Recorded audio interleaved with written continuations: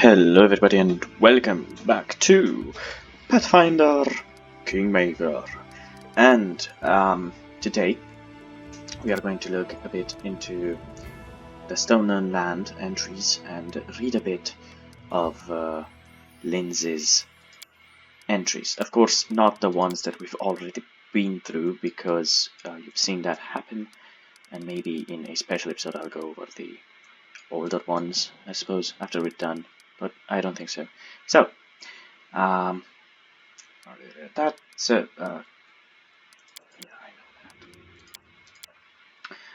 What a mess! While we were resting at the trading post, our leader suddenly stared into empty space, moving his lips as if he were talking to someone. And then he said he knows where the bandits who attacked the trading post are camped. We'll never find Stagler's fortress in all this ominous fog that blankets the area, but if we track down his gang, we'll be able to follow their trail. Off we go! I know I'm not doing Lindsay's voice well, and not maybe as well. So bad at it, but I'm giving my best. Our daring Jordyn and the insidious sorcerer Tortusio received a special task from Jamandi Alduri, a chance to claim her own barony, but only one of them may prevail. We must seek Tortusio out in the Stolen Lands and find out what our rival is busy with. Yeah, we failed the secret rooms. That work out so well. I mean, secret, yeah. Releasing domains. Oh, I'm going to have a blast reading through these. Anyway,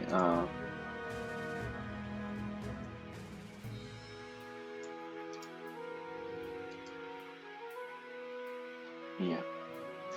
Anyway, we leveled up, everything's nice and dandy. That is not far. Let's go downstairs and meet. Talks a bit with our companions, because we haven't talked to them since the mansion. Well, not really. A halfling girl with tousled hair, wearing a dusty traveler's outfit, sits chewing at the tip of her quill. Just a moment. How should I put this? Oh, I know. She scribbles something quickly in a notebook scrawled with verse. Raises her eyes and gives you a bright smile. Oh, hi. Yeah, tell me a bit about yourself, Lindsay.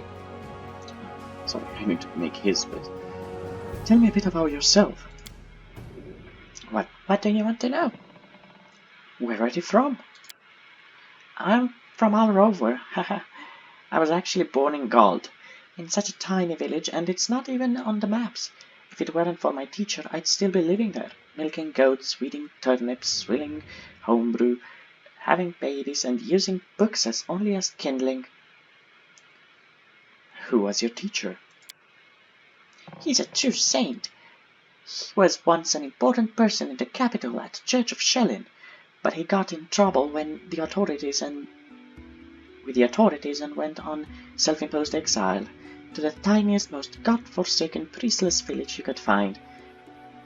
The one where I was born. He wanted to open a school, but the villagers wouldn't let him. You can heal us all you like, but no putting any ideas in our children's heads. It'll only distract them from their work. But he did teach me on the sly. He taught me how to read, how to write, and he gave me books, poems, legends. He was the one who told me about the Archknights of Avestan. Okay. And when I told him I was going on a journey, he gave a magic ring so that Shellin would protect me from harm. Okay. Archknights of Avestan? Who are they? Oh, you haven't heard of them? How can you be a hero without knowing one of the most epic stories in the history of stories? No, I won't spoil anything. You should read about them yourself, every single chapter. Their adventures are what gave me the idea of going on a heroic quest and writing about it to begin with. And now look at me, here I am, on a heroic quest. God, it's hard to do her. We can figure out how she became a bard. They worship Shellin. They worship Shellin? Yes, not to offend the other gods, but she's the most important of them all. All the other gods guard the world as it is, but only the eternal Rose, the goddess of beauty, calls us to the world as it should be. She's an artist. That's why her clothes are so messy. Something else. You come from Pythax, right? Tell me about it. Oh, I love Pythax. Even though they kicked me out, a joyful place. What is life in Pythax like? Actually, Pythax has always been one huge nest of thieves. Bandits, river pirates, smugglers, fences, card sharps. It's always been home for the likes of them. But that was before Irovetti became king. With him, a whole different life began there. Irovetti always wanted to make history, but not as another bandit with a crown. Though that's exactly what he is. He wanted to be glorified through the centuries as a great patron of the arts, so he built the Academy of Grand Arts and spent lots of money to assemble the best artists, poets and musicians. Of course, the very best ones refused to go, but he got what he wanted in a way. If Pythax was once just a booze barn of thieves, now it's a cabaret. That's an interesting way to put it.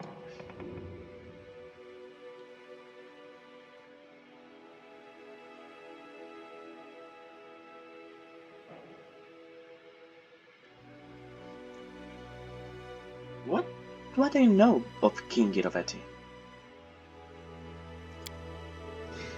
He won his crown in a game of cards, which says as much about Pythax as it does about him. He's French, fiendishly clever. Some cheats I know told me that from the moment he appeared, he started pulling up such schemes that the old city masters just scratched their heads. With him in charge, gold flooded into Pythax, and also he's incredibly, unimaginably, fantastically decadent and conceited. Oh God, getting drunk with whores at a pub? That's not Lord Irovetti's style. Oh no, he aims higher, dressing up like a male Calistria with a golden codpiece and holding a 3-week orgy with dancing on the rooftops, parades, public executions, and a contest for the best ode to the great unrivaled king. That's more like it. He seems delusional. I don't want to know about the Academy of Arts.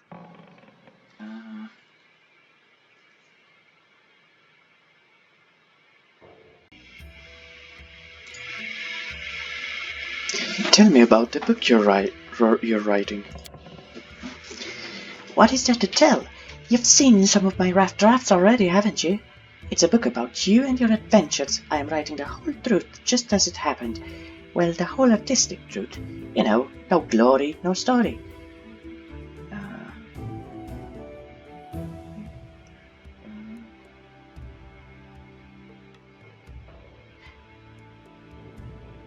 So, what kind of character am I? In books, everything is simple. These are the heroes and those are the villains. In life, of course, it's completely different. You have to make difficult decisions, and I don't always agree with you. But that's what makes you a complex, multifaceted character. You are like a force of nature, wild and unpredictable. You're full of surprises. I doubt I could make up a protagonist like you, even if I tried very hard. Well, it's not inconsistent. It's you know how she sees. It's not. No. She tells the story of how it happened, basically. How do you feel about me reading your work in progress? Well, these are only drafts, but of course you're welcome to read them. Just keep in mind that even if you don't like what I write about, I won't change a single letter, so don't even ask. Of course, it's a book about you, but it's my book, understood? The small writer's eyes glow rebelliously. Well, here we go. A alignment check. Okay. Chaotic neutral is the best, I swear. I love that.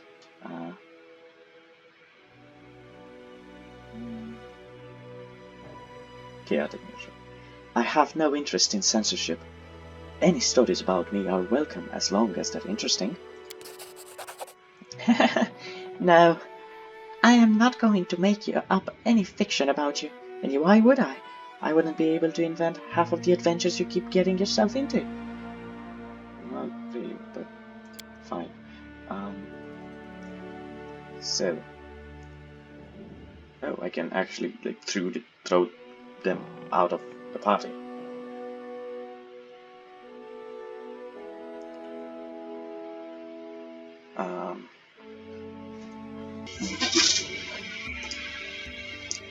What's the deal with the ring you always wear on your finger? Ah, this! Lindsay holds her arm for you to get a clear view of the ring. It was a gift to me from my first teacher. It's magical, imbued by the powers of Shellin, no less. When I get myself in trouble, it transports me to a safe spot. Didn't imagine. So, please don't be angry with me if I suddenly disappear from a fight. I'll wait for you here. Promise. So I think she means that when she dies, she transports herself here. Just don't leave without me. Of course, I could just write whatever you tell me, but if I wanted to stay cooped up in a dusty room, I'd be still sleeping through the lectures at the academy.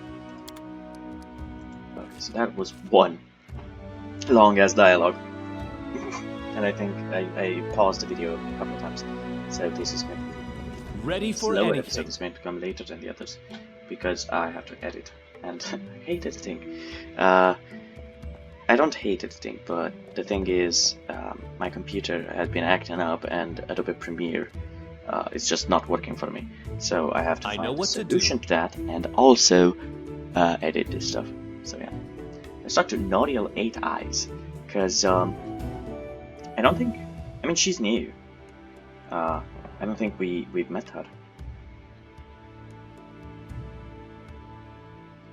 before, so she will be a welcome addition.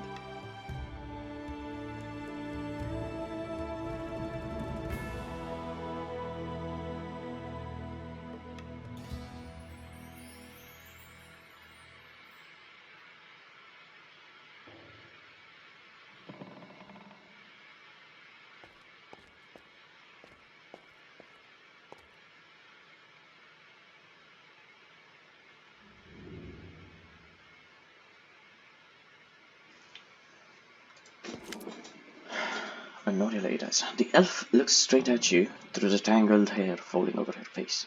Hey, you're an adventurer, right? Seeking your fortune in the stolen lands. Yeah, I know, I'm changing my voice as I'm talking. You aren't the only one of your kind here. Take my advice.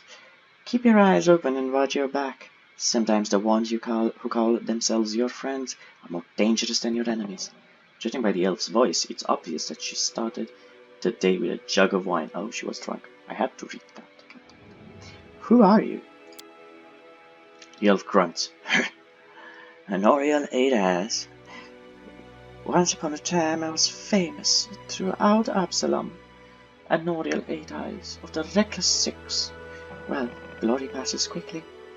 A few miserable decades later, and no one recognizes you on the street anymore. What a shame. What are they doing here? I sit here waiting for adventurers who are in need of help. We may be sitting here in a backwoods tavern, but in Absalom, I have a lot of friends who are eager to make a few coins. They have brave hearts but shallow pockets. A little gold will be welcome, a welcome change for them.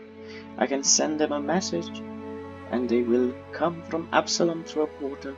If you're interested, just give me a sign and we'll arrange everything right away. Okay.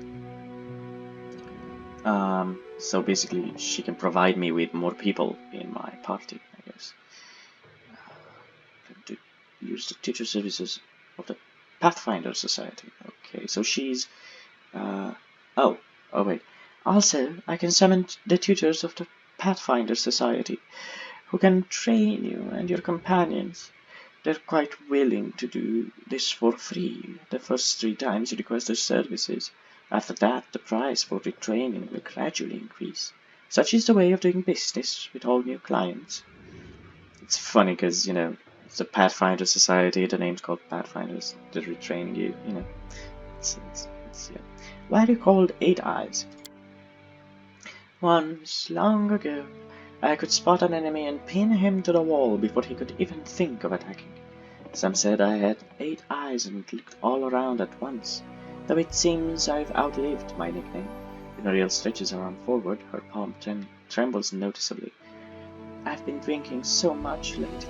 It's best I don't test my skills too often. Okay. Would you like to join me? Oh, no. I've got enough things to do already. You'd better manage on your own. A famous Pathfinder, here in the middle of nowhere. Why? You want to know how one could exchange the life of a Pathfinder for this sordid drunken rat hole? The light in Noriel's eyes goes out, as if someone had blown out of him. You lose all your friends because of one scumbag, and then you'll understand. I was the only one to return from the final campaign of the Reckless Six, and whatever is left of me can't be called a Seeker no more. Noriel remains silent for a long time, as if wondering if she wishes to poke the old wound. Here's the story. Our leader, Vermeld, was the best of us. Wise, brave, friends with everyone. One of those friends, Adivion Adrisant, sent him a disturbing letter. He'd stumbled upon mention of some ancient books on the art of necromancy. Secrets like those are best left hidden forever. Trust me, I've seen what that kind of magic can do. The elf bites her lip. To make a long story short, these volumes were supposedly hidden in the catacombs of Gallowspire. We decided that the books should be retrieved and kept safe by the Society. We gathered in a tavern, discussed the expedition, and proceeded to Usalav. It was a normal mission, a quick and quiet recovery. Noriel smiles bitterly. But everything turned to be much more complicated. We barely made it through the Witchgate forest. All those terrible living trees, undead druids and their arches of bone. It was a miracle we managed to make it out alive. We'd chosen Wrenchurch to stop at. It was marked on Vermeld's map as a safe enough haven to hole up in and lick our wounds. How I wish that had been true. Vermeld was the first to perish. He was attacked by one of the monsters hiding in the stables. It tossed him about like a feather and threw him down an ancient well. His shout echoed for a long time, and I didn't hear the sound of him landing. And then... Noriel pauses and turns away, hiding her eyes. Enough. I shouldn't have gotten into this. Who am I to stir up all the others' feelings with all my chatter? We'd better forget about it for now. Maybe I'll tell you more some other time, but not today. Okay, so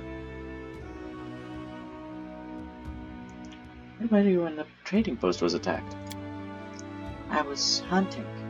Got a little lost in the mist, which is the first time that's happened to me. I guess I should go easier on the drink. But don't you imagine I'd be scared of a good fight? If only I'd known I was missing all the action. But I see you've got everything under control. Okay. Let's go do that. So, 2,000 gold pieces for a new addition to the squad. Got it. Good. Let's look at grade, just because I haven't checked it. And as it should be. Outside we have Oleg, Boken, the grubby man, Harim, and we should also find a Miri somewhere in the neighborhood around here. She's not in the tower, so I suppose she's somewhere nearby. Let's talk to Harim, because he's the one that we haven't talked. We haven't talked the least with.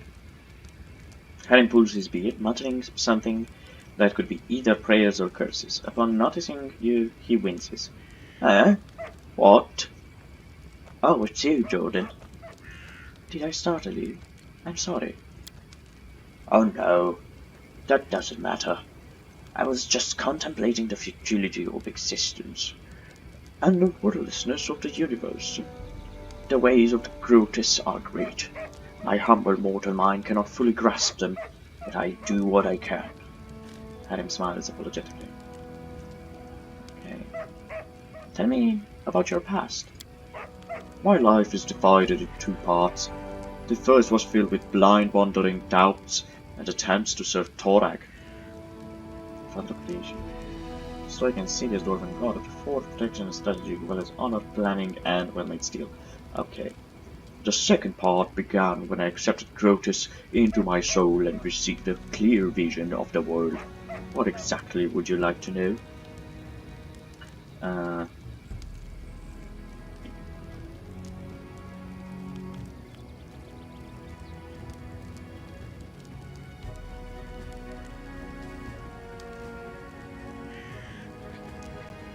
Where are you from? My life story began in Lared, a city of Dwarven clerics and acolytes. They served Torag and the other Dwarven gods. Torag's brothers, Angrad and Magrum, Torag's wife, Olgrid, his daughter Volka, his sons Grundinar, Coles and Prud, and also Torag's sister, Drangovit, had him curves his lips in contempt. I wouldn't be surprised if they built a temple to Torag's pet dog. Sorry, I let myself carried away. Had him sighs and pulls his beard several times. Lared is the second largest dwarven city in the 5 Kings Mountains. It's built up around numerous temple caverns, which serve as places of worship for all the dwarven gods.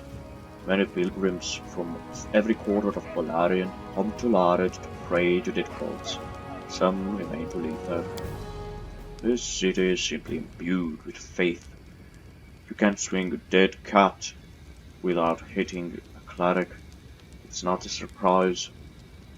Inspired by the aura of the city, that I decided as a young boy to dedicate all my efforts in becoming a cleric of Torag. Still trying to adjust the tone of his voice, because I want to be as relaxed as possible and make him this basically bored old man that's really grumpy all the time, but not really grumpy, just depressed. So you once tried to search Torag? Not just tried. It was burning passion. I craved it by day and dreamt of it at night. Harim shakes his head as if amazed by his own stupidity. You see, Jordyn, from my first days, I felt the presence of a god at my back. I heard his whispers and felt his power, though the nature of his power was unclear to me. I thought Torag himself was trying to speak to me, and I did all I could to understand his words. Oh, what a naive fool I was. I had no idea that Torag, that uncompromising, conceited god, glamorized by all dwarves, was capable of betrayal. He turned away from me, Jordyn. He left me in the hour when I put all my hopes in him and desperately needed his support. Torag is the god of craftsmanship, so every follower, especially the clerics, must smith their own suit of armor. The day when this work is finished, it's like a second birthday for a dwarf. He's newly born in the eyes of Torag. Harim sighs heavily and falls silent for a time. My second birthday never came. I couldn't make armor, not even a sword, not even a simple nail. My hammer smashed my fingers, fell on my feet. Molten iron burned my hands. The clerics laughed as they healed me. They used to say I was cursed by Torag. So finally I gave up any attempt to please the betrayed god. Even if Torag really has rejected you, is that enough reason to leave your homeland? You don't know much about dwarves. Harim lets out a sad sigh. How can a dwarf cursed by Torag go on living in a city where every single soul bows to him? I was alone, disgraced, humiliated, insulted. A lone tear glints in the light before sliding down Harim's cheek and hiding it. I was trying to drown my sorrows in drink, or even the owner of the cheapest pub on the road would laugh at me while he put those mugs in front of me. I couldn't take it any longer. I wanted everything to end. But there was one thing that kept me going and prevented me from ending my life. I could still hear that divine whisper behind my back. It was yet faint. It took a long time before I could hear it clearly. But having heard it once, I could never forget it. It was clear that none of Larad's deities favored me, so I left the Five King Mountains and went out searching. You didn't think dwarves ever worshipped Grotus. How do you learn about him? Oh, but that blessed day came, the beginning of a new life. Alone and abandoned by all, I spent many dull hours in filthy taverns by the roadside. I don't recall the town, nor even the country. I had no money. In fact, all I had was a hunk of stale bread. I was weary and almost fainting from hunger. And that was the moment when the whisper from my god became more clear. It was like he was calling me. At last my sufferings had come to an end. It was a miracle, Jordyn, and I had paid full price for it with my torments. I couldn't control myself. I walked out of the tavern and straight into the nearest forest, and there I found the ruined temple of Aroden, the lost god. Who is Aroden? Aroden was the immortal Aslanti who raised the Starstone from the bottom of the inner sea. Okay, so he's basically one of the founder gods, 1AR, and in so doing found this in Absalom and ascended to godhood. Okay, prophecy told of his return to Golarion at the beginning of a new age of glory. And the eve of his return, however, his clerics were cut off from his power, and terrible storms racked the world. Now, presumed dead, Aroden's demise ushered in the current age of Lost Omens. So, are you sure Grotus is talking to you, or is it Aroden? Several figures clad in robes were holding a silent service there. Service to a god I knew nothing of. None minded when I stood beside them. For the first time in my life, I felt myself home. My new brothers told me that they were the clerics of Grotus, the god of the end times. They were traveling around Golarion, spreading the teachings of Grotus, despite all the persecution, contempt, and misjudgment they received from others. I gladly shared this burden with them, for now I knew whose voice had whispered to me to all those years. Wait, so you couldn't make a simple nail and you blamed Torag? Are you suggesting? I'm gonna get a sore throat from this episode. Are you suggesting that my problem was not a curse, but just my own inability to work with metal? Or maybe you're saying that I was just too lazy? Adam looks into your eyes defiantly, his hands trembling with suppressed rage as he runs his finger over his beard. You're a fool if you think so, an ignorant fool. Have you ever met a dwarf who can't handle a smith's hammer? Even our children craft knives. No. Torag is the cause of all of my suffering. The betrayer god deliberately cursed me just to make a laughing stock of me. Harim raises his hand and shakes his fist at someone above. But I won't let myself get angry at you, Jordyn. You're an ignorant and blind soul, and my aim is to guide you through this dying world that marches towards its end. I will open your eyes or die trying. Grotus will be pleased by either outcome. Fine. I'm just going to leave it at that for now. I think that's a pretty heavy conversation. So yeah, I'll leave it there. Yeah. Thanks for the conversation. We'll talk later. Adam nods with dignity. I'll be happy to continue our conversation later. Oh god. In due Is time. this episode just talking? Yeah, this is a filler episode, everybody. Oh god, she scared the shit. I made a... We're gonna... Oh god, that's like... We're gonna talk? Amiri utters a weary sigh. Alright, spill it. I'm listening. Just talking. You don't like it? Amiri shrugs several times, perhaps flexing her muscles, or maybe just filling in the silence. Dunno, she admits at last. Depends what we're talking about. If it's about monsters or swords or scars, I approve. That's good. Don't try to make a good voice. Because I can't. And if you're gonna ask questions like why and what for and how, screw this. Mary looks at you over slowly at Twitter. Or you got even harder ones.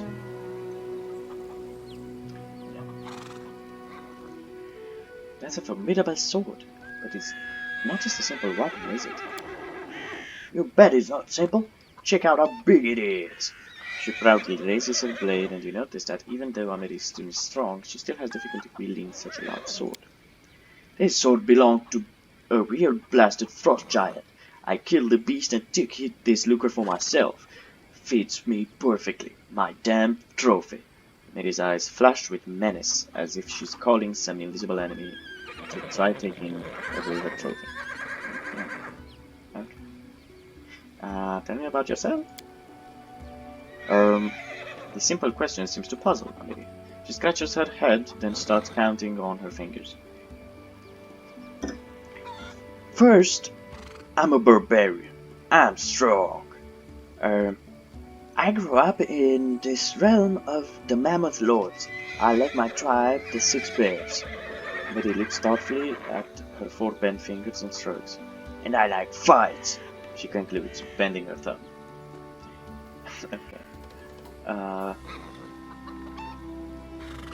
We'll talk to her another time. I just can't do